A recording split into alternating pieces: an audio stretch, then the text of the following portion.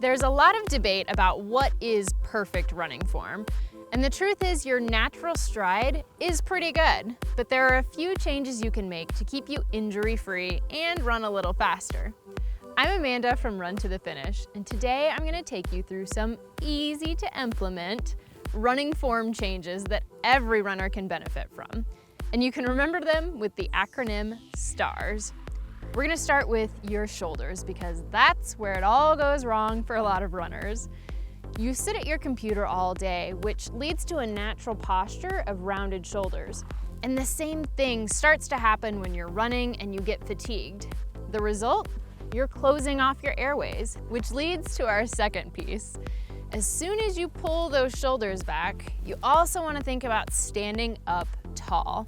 Now this goes to the Tony Robbins idea of emotion following action. And think about it, if you're running and you're tired and you just want it to be over and everything is hunched, of course you're gonna feel bad. But if you can remind yourself to stand up tall, well, all of a sudden you're looking up. Your energy gets a little better. You're a little more excited. You can finish this, even if it is hard. Next is our arms. This is one of the biggest mistakes I see runners making.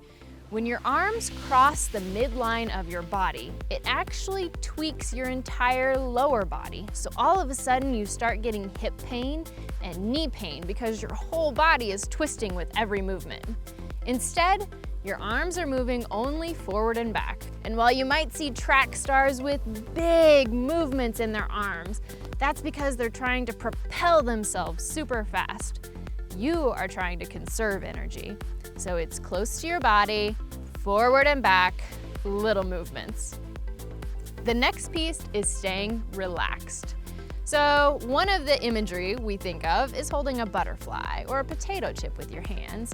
You don't need tight fists to run faster, and in fact, when you tighten up your face and your fist, you're just wasting energy. And when it comes to running 13 miles, 26 miles, you want every last ounce of energy going to your legs. Which leads us to our final bonus tip. This one's a little harder, but worth it. Your foot strike. A lot of runners have a tendency to land on their heel when they start trying to run faster. It's a natural inclination of trying to lengthen your stride instead of just picking your feet up a little bit faster. But when you land on your heel, you're just creating a braking effect that shoots signals all the way up your knees and your hips that lead to many of those running injuries that you hear about. That can lead to overcompensation, so then you start trying to land just on your toes, and all of a sudden you've stopped using your entire foot for power. While you're running, think about flexing your foot so that you're getting that whole foot in contact with the ground.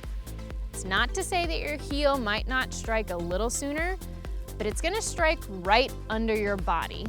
So that is STARS, which is gonna keep you running better and happier. For more ideas on how to improve your running form and distance, you can go to RunToTheFinish.com.